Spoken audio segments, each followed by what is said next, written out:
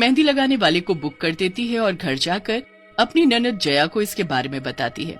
जया बड़ी ही खुश हो जाती है कि उसकी शादी में उसको सबसे सुंदर मेहंदी लगाने वाला आएगा। सब लोग शादी की तैयारियों में जोरों शोरों से लग जाते हैं। कैसे पूरा हफ्ता निकल जाता है पता भी नहीं चलता। मेहंदी की रात सब नाचने गाने में मगन होते हैं कि तभी कविता बोलती है, अरे शीला, वो मेहंदी वाला कब आएगा? एक तो वो अकेला और सब इतने सारे हैं। वो कब आएगा और कब हमको मेहंदी लगाएगा? हाँ, मेरी बात हो गई है उससे, वो बस आने वाला होगा। तुम सब बेफिक्र रहो, सबको मेहंदी लगेगी और बहुत ही सुंदर। याद रखोगे। सब नाच गा रहे होते हैं कि तभी मेहंदी लगाने वाला आ जाता है। हाँ जी मैडम, मैं आ गया। अब बारी बारी से सब लोग आ जाओ। भैया, आप सबसे पहले दुल्हन को मेहंदी लगाओ और उसके बाद हम सब मेहंदी लगवा लेंगी। बस फिर जया अपने हाथ आगे करके बैठ जाती है। मेहंदी वाला मेहंदी लगाना शुरू कर देता है। देखो भैया, ऐसी मेहंदी लगाना कि सब देखते रह जाए। मेरी मेहंदी सबसे सुंदर और एकदम अलग होनी चाहिए। आप चिंता मत करो मैडम, ऐसी मेहंदी लगाऊंगा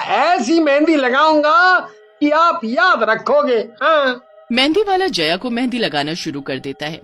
वो इतने सुंदर डिजाइन उसके हाथ में बनाता है कि जया और बाकी सब देखते ही रह जाते हैं। मेहंदी वाले का हाथ मशीन से भी तेज चल रहा होता है और वो तो फटाफट उसके दोनों हाथ में मेहंदी लगा देता है।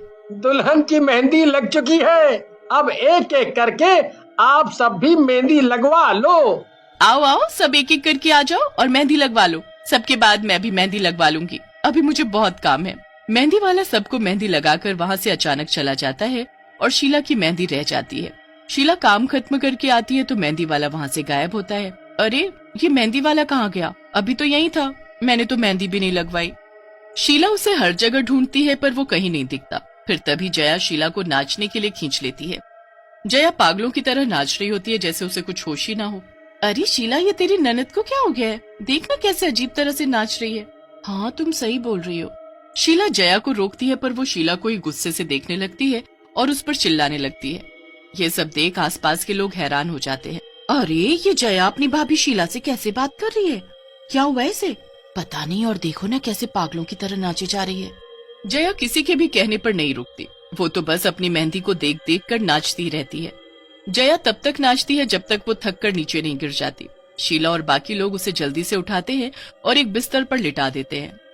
जया बेहोश पड़ी होती है और तभी शीला का ध्यान उसकी मेहंदी पर जाता है। जया की मेहंदी से तो खून निकल रहा है। कैसी बात कर रही हो बहू, ऐसा कैसे हो सकता है? अरे हाँ, सच में जया की मेहंदी से तो खून निकल रहा है। जल्दी से हमें इसके हाथ धुलवाने होंगे। जया की माँ जल्दी से बाल्टी भरकर पानी लाती है और उसमें जया के हाथ धुलवाती है। जया के हाथ धुलने के बाद उसकी मेहंदी का डिजाइन बदला हुआ होता है। उसके हाथों में अजीब से चित्र बने होते हैं, जैसे कि एक गुड़िया, मटका, खोपड़ी और एक भूत की शक्ल। ये सब देखकर वहाँ खड़े लोगों की हालत खराब हो जाती है। फिर इतने में जया को भी होश आ जाता है और वो उठते ही पागलों की तरह बर्ताव करती है। मेरी शादी है मेरी शादी है, आज तो मेरी शादी है। मेरे दूल्हे को बुलाओ, जल्दी बुलाओ, मुझे अभी के अभी अपने दूल्हे के पास जाना है। कहाँ चला गया वो? अभी तो यहीं था। जया की हालत बहुत खराब हो जाती है और अगले दिन उसकी शादी होती है, इसलिए सब परेशान हो रहे होते हैं। शीला जल्दी से डॉक्टर को बुलाती है, जो उसे कुछ दवाइयाँ और नींद का इंजेक्शन देकर चले जाते हैं, पर अभी भी परेशानी दूर नहीं हुई होती है। जया के बाद अब बाकी औरतें भी जया की तरह बर्ताव करने लगती हैं। सबके हाथों से खून बह रहा होता है। बस शीला ही ऐसी होती है जिसके हाथ में मेहंदी नहीं लग पाई होती और वही अपने होश में होती है। मुझे ये सब उस मेहंदी वाले की गड़बड़ लग रही है। ऐसे हाथों और मेहंदी से खून बहना और सबका ऐसे पागल हो जाना, और फिर वो मेहंदी वाला बिना पैसे लिए ही चला गया। भला ऐसे कौन करता है? मुझे उसे अभी के अभी ढूंढना होगा, वरना जया की शादी खतरे में पड़ जाएगी। शीला उसी वक्त अकेली रात में मेहंदी वाले को चुपके से ढूंढने निकल पड़ती है। उसे दूर वो मेहंदी वाला जाता दिखता है और वो उसका पीछा करने लगती है। मेहंदी वाला दूर एक मेहंदी के बगीचे में जाकर रुक जाता है।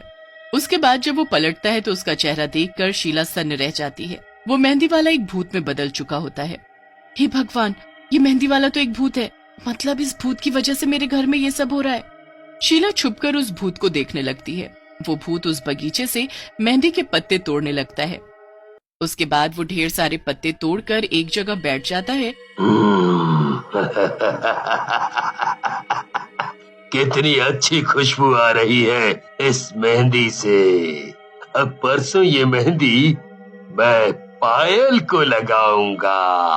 पायल? कहीं ये उस पायल की बात तो नहीं कर रहा जिसकी शादी 2 दिन बाद है और जो हमारे मोहल्ले में रहती है? हे भगवान, अब मैं क्या करूँ, कैसे सब ठीक करूँ? शीला उस भूत को ध्यान से देखती रहती है।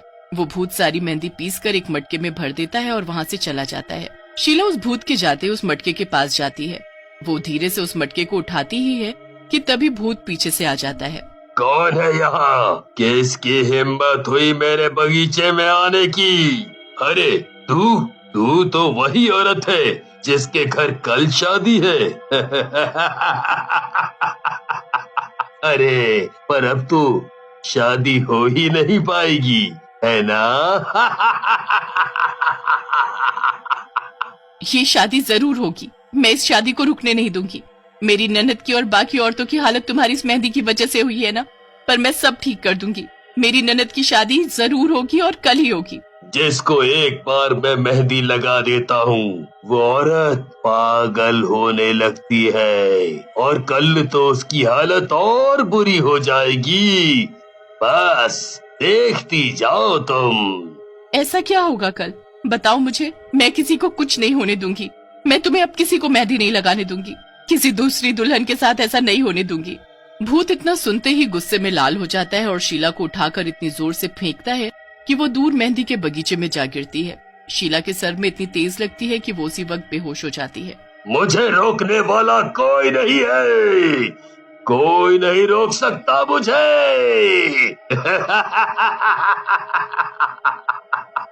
भूत वहाँ से चला जाता है और शीला वहाँ बेहोश पड़ी होती है। शीला की ननद जया और बाकी औरतों की हालत और ज्यादा बुरी होती जा रही होती है। सबके घर वाले उनको जैसे तैसे संभाल रहे होते हैं, पर किसी को समझ ही नहीं आ रहा होता कि उनकी बीवियों को हुआ क्या है। अगला दिन हो जाता है। शीला को होश आता है तो वो खुद को बगीचे में पड़ा पाती है। सुबह हो गई, मैं यहाँ पड़ी हूँ। आज तो जया की शादी है। घर में क्या हाल हो रहा होगा, मुझे कुछ करना पड़ेगा। शीला भागती हुई जाती है और एक बाबा से टकराकर गिर जाती है। क्या हुआ बच्ची, ऐसे कहाँ भाग रही हो और तुम इस जगह क्या कर रही हो? क्या तुम्हें मालूम नहीं ये मेहंदी का बगीचा भूतिया है? मुझे मालूम है बाबा, और इसीलिए मैं परेशान हूँ। इस बगीचे में रहने वाला भूत जो औरतों को इसी बगीचे की मेहंदी लगाकर पागल कर देता है, उसने मेरी ननद को भी पागल कर दिया है और उसकी आज शादी है। उसके साथ साथ जितनी भी औरतों ने मेहंदी लगवाई सबका वही हाल है। ऐसे तो मेरी ननद की शादी टूट जाएगी। मैं क्या करूँ बाबा? बाबा शीला को उस भूत को खत्म करने का उपाय भी बताता है। उसके बाद शीला जल्दी से भागती हुई अपने घर जाती है। वहाँ जया पागल हो चुकी होती है और अपने हाथों को रगड़ रही होती है। मैं आ गई हूँ जया, मैं आ गई हूँ, इधर दिखाओ अपने हाथ। शीला जैसे तैसे बड़ी मुश्किल से जया के हाथों पैरों में वो भभूत रगड़ती है। उसके बाद जया शांत हो जाती है और अपने हाथों को रगड़ना बंद कर देती है। उसके बाद वो अपनी सहेलियों के घर जाकर उनके हाथों में भी वही भभूत रगड़ती है और वो भी शांत हो जाती है। उसके बाद शीला सीधा पायल के घर जाती है। शीला पायल को सारी बात बताती है। नहीं, ऐसा कभी मत करना। देखो आज मेरी ननद की शादी है, उसके बाद कल वो तुमको मेहंदी लगाने आएगा और बस वही मौका है उसे कैद करने का। पर कैसे, वो मैं तुम्हें कल ही बताऊंगी। अभी मुझे जाना है, मेरे घर शादी है। जया और बाकी औरतें बिल्कुल ठीक हो चुकी होती हैं और जया की शादी अच्छे से हो जाती है। अगले दिन जया पायल के घर पहुंच जाती है और अब उस भूत के आने का इंतजार करती है। शीला एक जगह छुप जाती है और तभी वो मेहंदी वाला आ जाता है। आओ बैठो, मैं आपको मेहंदी लगा देता हूँ। नहीं, नहीं लगवाएगी वो मेहंदी। तुम कौन हो वो हम जानते हैं। गुस्से में आकर मेहंदी वाला भूत अपने असली रूप में आ जाता है। मैं तुझे नहीं छोड़ूंगा। तू मेरा कुछ नहीं बिगाड़ पाएगा। भूत शीला को मारने के लिए आगे बढ़ता है, पर तभी शीला उसी की लाई हुई मेहंदी उसके ऊपर मल देती है। ये तूने क्या किया लड़की? भूत बुरी तरह चिल्लाने लगता है। मुझे पता चल चुका है कि जिस मेहंदी से तू औरतों की जिंदगी बर्बाद कर रहा है वही तेरी मौत का कारण बनेगी। भूत का शरीर उसी मेहंदी से जलने लगता है और कुछ ही देर में भूत का